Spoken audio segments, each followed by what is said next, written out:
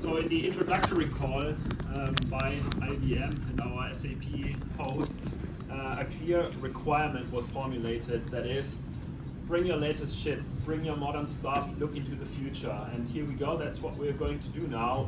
We no longer talk about the applications that we are currently positioning at our customers, the EA practice seeking to manage the as-is landscape. We are now really traveling into the future, and we are,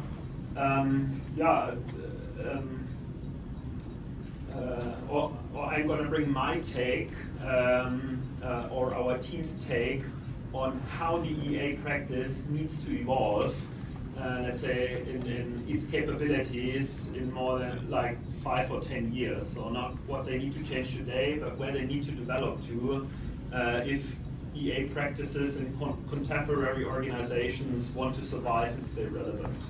So yeah, it's more looking into the future. Yeah, and before I do so, let me briefly introduce myself. So yeah, I'm part of an SAP team entirely focusing on enterprise architecture, called Enterprise Architecture and Advisory. We focus on our premium engagement customers. So I interestingly just recognized that one of our Databricks presenters and I work on the same customer, that is a global Swiss bank. Now you can guess. Yeah, and before I joined SAP, I worked in management consulting, where I worked extensively on architecture studies. This whole presentation is and has been part of a 4-part EA series. You can find it online. It's part of SAP's YouTube presence. Today, in fact, we deep dive into the second part of this, that is the EA practice for innovation platform ecosystems. So there is even a replay of this available on YouTube online. So although we look into the future, although we investigate how the EA practice needs to evolve to stay relevant, this is not mere guessing. This is grounded in research published in the European Journal of Information Systems, and it actually, this research was generated in London at the London School of Economics, where I finalized my PhD on exactly that topic.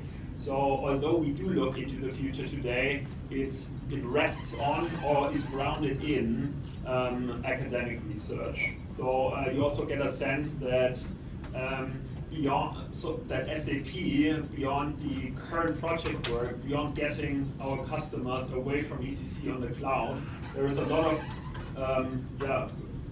research, academic research even going on in the background, where we develop our views on where enterprise architecture and its practice should evolve to. So I will keep it very easy today. The presentation structured around first the question why updating the EA practice in the first place matters, why it should be updated, and why practicing enterprise architecture work has to change. Second, I'm going to briefly promote what EA practice, at least in our perspective, actually is, and what innovation platform ecosystems means, because this is kind of where the EA practice needs to develop towards. And thirdly, I'm going to share my take on how the enterprise architecture can, once it's updated, once it has evolved, enable a new approach of business that is underestimated today. All right, let's start. Why? Why all of this? So this is how we understand the enterprise architecture at SAP at the moment, and the EA practice is a part of it. So the items color-coded, say, this doesn't work as it's green. There are the 3 items in red. These are EA artifacts, so you're very well aware of the tooling, so the integrated toolchain. It was presented You're aware of reference architecture content, even industry-specific accelerated that were presented too by my colleagues. And most of you might be aware of the SAP EA methodology. So we have a dedicated in-house method to do EA work, but it needs to be done. So these artifacts need to be adopted, adapted, and then used in a customer context. And this is what you have the white ones for, the EA practice.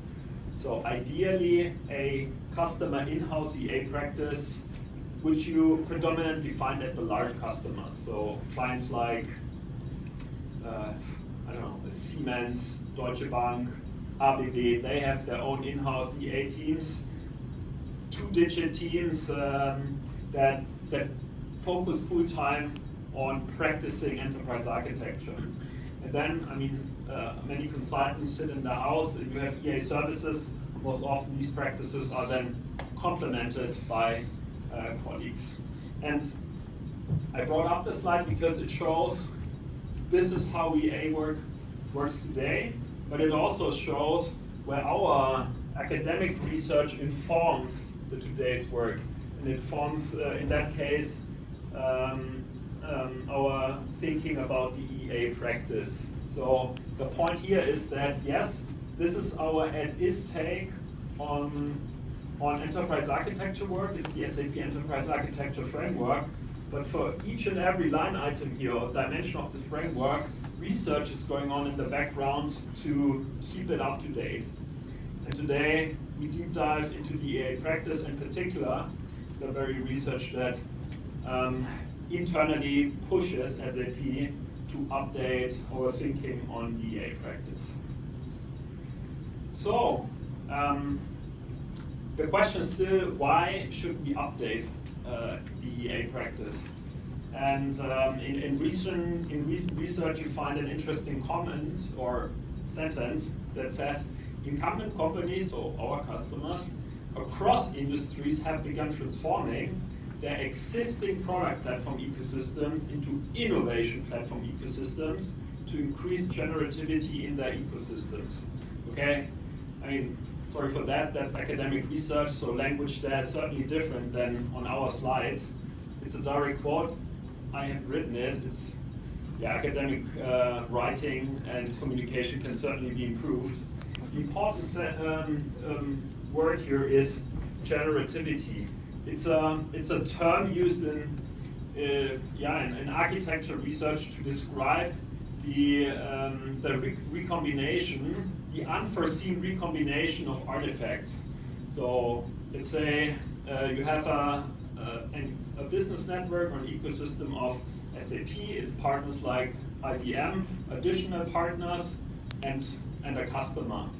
And today, in today's world, there is little generativity. That means architects very conservatively foresee what artifacts in this network have to be combined to then neatly work together. And in the future, our anticipation, expectation is that these IT resources, let's say a piece of software, a piece of a part of a business process, a piece of hardware, need to be recombined way faster. We can no longer afford to, over weeks, months, years, think of how to recombine these artifacts. It will have to happen in minutes, if not seconds. And some companies already understand this. So in particular, business drives IT into the direction of increasing this generativity in your ecosystem. So, and if that's true, and you can challenge me on that, but if that's true, if our customers shift towards innovation platform ecosystems in which resources can be recombined super fast, then the EA practice, so we have to adapt, because business will expect ever more speed in recombining what's available in our ecosystem. And again, that can be software, hardware, a business process, data. And the EA practice sits at the side and says, oh, we need to analyze first. That's not enough. If we don't adapt, we lose our jobs, we will fall out of relevance. So this is why the EA practice has to be adapted. And I dropped the term innovation platform ecosystems multiple times now. You find a schematic depiction on the right side. So right side, this is where business is developing. Right side is, this is where the EA practice needs to develop to. So EA practice needs to be adapted in a way that it can bring this ecosystem architecture on the right side to life. You can draw many parallels of these two schematic visuals to the SAP stack, but on purpose it's not done in our research because the research is vendor agnostic. So for example, of course, you could say the on-premises core is ECC. Of course, you could say the core on-premises or cloud is S4HANA. But the research is held on purpose, vendor agnostic, because it should apply to any customer switching to this kind of innovation platform ecosystem and any customer seeking to update his or her EA practice independent of whether SAP is used or not. So now I made the case why customers switch to these innovation platform ecosystems and why the EA practice, so we all in doing our EA work need to adapt to stay relevant. Now let me quickly jump on what EA practice actually means. So, I mean, we all have the intuition that it is the actual practice of doing EA work, our daily activities and meetings. Here I brought the EA practice that we live at SAP. So, I mean, SAP is kind of a special case in that EA is everywhere in the company. We have an EA practice in our product engineering. We have an EA practice in customer advisory. We have service architects like myself sitting in CS&D. We have the LeanIX team, so a product focusing on EA. And we have an EA practice team that focuses on SAP's enterprise architecture. But any given organization in the room or in general has its unique configuration of EA work. And so that's what we mean with EA. And then, I mean, you can start discussions on should it be centrally organized, contributor directly reporting to the CIO, or should it be decentrally organized? Like, for example, at Volkswagen, as Volkswagen's brands, that is Porsche, the Volkswagen brand, not the SE or Audi, have their own dedicated enterprise architecture teams. So these are the discussions we have about practice, how to organize it. I just brought one, and that is our very own EA practice, to give an example of how complicated these practices can be. So, and beyond touching what I actually mean with EA practice, I now also touch again on what these innovation platform ecosystems are. And I do so because they are the root of why the EA practice needs to change. So this is a platform, this is an architecture of future businesses. And the problem I observe is that many architects still live in that world of product platform ecosystems. And an effective analogy of describing this world is you build car motors, in which every single piece perfectly fits together with the other pieces, but once you update one piece, nothing works anymore. If one piece of that car motor is missing or is updated, nothing works again. While in this world, in our plug-and-play world, you update one piece and it still works because of standardized interfaces. You update the core, no problem. In SAP's world, this would be a clean core, it's just upgrade ready. And my point is, we need to train the EA practice to no longer think about this world, but to think about this world and, more importantly, have the capability to architect this kind of world. Yeah. So this is why it's so important for me that you understand what I actually mean with an innovation platform ecosystem. Okay, and now let's come to the most. Yeah. When you go to the previous slide, I got one question. Yeah. How is it semantically different? You're just moving a data center to a cloud-based data center. Otherwise, everything remains more or less same, right? So why the enterprise architectures will be changed? I mean, you're taking the example of a data center, right? Yeah, this side is platform ecosystem. Practically focuses on a data center which is on-premise, and then you're moving to a cloud-based data center. Yeah. Why will the role of an enterprise architect change? It changes because it requires different capabilities. And these capabilities it takes to operate on the right side for an EA practice is what comes next. The capabilities of an EA practice are different, so the EA practice needs to be able to do different things. They weren't trained, we all of us weren't trained to practice in this world. So there's a skill gap we all need to overcome to stay relevant and survive in the right world. Should I pitch in a little bit to answer this question? Is it okay? Should I pitch in? Yeah. Okay. In this, what I believe he was trying to convey, in on-prem, there may be the option using tightly coupled application integration as it is on-premise data center. Whereas as soon as you move into cloud, and there are as for connecting the other applications, you have to connect CPS and all that standard API, loosely coupled application standard. That's the EI needs to play the role majorly so that all those standards are being implemented, architected accordingly.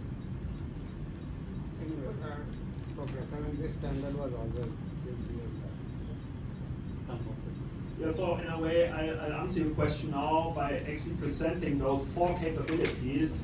So if you will, in a more intuitive language, the skills we all need to just gather, or the skills we need to develop to not only build this type of ecosystem architecture, but to stay relevant. And this will take time. So, I mean, we all earn good money today as the major part of the software world still is in the old or is in the current type of ecosystem architecture. But really thinking ahead 5-10 years, if we don't learn to architect this kind of ecosystem architecture, then we get problems. Business-wise and relevance-wise, we will be too slow. And the first capability here, and you find all the details in the paper.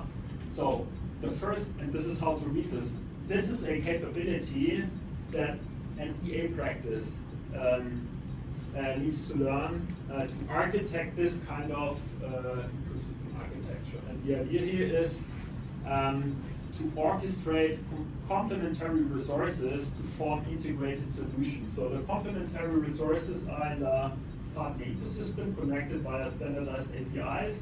These can be software, hardware, knowledge of any given partner. And the EA capability at our customers needs to learn to curate these resources more effectively. The second one is to preserve the ecosystem. So the ecosystem, of course, refers to the third-party applications or even IT resources beyond these applications. And my call, our take is that the EA practice needs to learn to maintain positive network effects and stable partner benefits, because such a ecosystem architecture won't work if there are no material benefits for any given partner and if network effects don't materialize. And give me one example where an enterprise architect so far has significantly contributed to materializing network effects, because we have such an enterprise-centric perspective, but not an ecosystem-wide perspective. Then third one, oh sorry for this type, I think this happened because of copying to today's master, is reconfigure resources in the ecosystem. So that means, and you find this one here, is the EA practices capability to flexibly reform partner constellations. So let's take SAP's ecosystem. You find thousands of licensed partners, and the architecture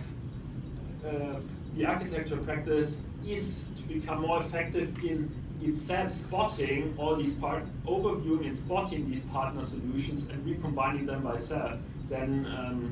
themselves, and ultimately diversify the ecosystem. So the EA practice should have a view on and insist on what kind of partners should be added, like Databricks, to our analytics capabilities. The EA practice should be the one having a view on and then insisting on adding what additional supplementary or complementary resources should be added to this ecosystem architecture. All right, so that was my quick run through the capability or the intuition of the 4 capabilities the EA practice should develop over the next 5 to 10 years. Because today we are successful. If we don't learn how to do that, we might not be successful anymore in the future. These 4 capabilities are formalized in the paper, so if you really get serious, you can read through a more technical definition of these, not only the intuition. And again, this paper seeks to inform SAP's thinking and practice of EA in that very dimension. All right, thank you. And I'm going to So, without understanding it or having read that paper, based on this introduction to it, do you have a view on how this fits in a commercial construct? Because a lot of those are interesting concepts, but then it's not easy readily to translate them to the kind of commercial relationships I'm used to. I mean, predominantly this is about our customers' EA practice, so not necessarily what SAP as a software vendor contributes or what SAP partners like IBM contribute, but it's really, let's assume we talk about Siemens, 20 to 30 enterprise architects globally working one team, and they need to learn this. But of course, if they lack this capability, we can help, either SAP colleagues like myself or IBM enterprise architects. I suppose what I was thinking about is, if you can assert that they should do this, but where is the kind of business case that would persuade them to do it? The business case is, if you don't develop the practice, you're not capable of building that ecosystem architecture. So you make the case, this is your target you need to develop, and second is, if you buy that, develop the capability. Can I try to answer that question a little bit maybe? So I think that if you have all the individual pieces around the outside, it's possible to have different contracts for each of them. So it's possible to have different contracts for each of those pieces with different commercial arrangements. But if one of those relationships goes bad or one of those organisations collapses, then you've only got the API with that one product that you have to deal with. So it's much easier to know how that product is integrating with the whole. So the commercials can be much more straightforward per function. And you may have bought 5 of them from one organisation, and then you decide, well, you don't want that one from them anymore because they fall behind against that thing. The simplicity of switching it out, if it isn't integrated with some of the products, it's integrated with your core. Catch up with you after, because I think we're talking about something slightly different. We might be. I mean, I've used that with MuleSoft as the core, but you can also imagine that with the data layer as a core and integrating with it. Thank you. So maybe one information on top on the EA practice. We in SAP have developed a so-called EA maturity assessment. So where we are working right now with partners on helping them building up an EA practice in-house. Sometimes they have an SAP practice they would like to scale also within the AI context and so on and so forth. So there's always tools, skills, organizations, those kind of things. And then this is an old concept right now, maturity models, and then we have applied this to the EA practice, and then this is also available for customers where you can get a kind of a C-level viewpoint on it, and then followed up by workshops really to to see where are you standing, what are your paths on the development, and we can share this after the session as well. So thank you very much.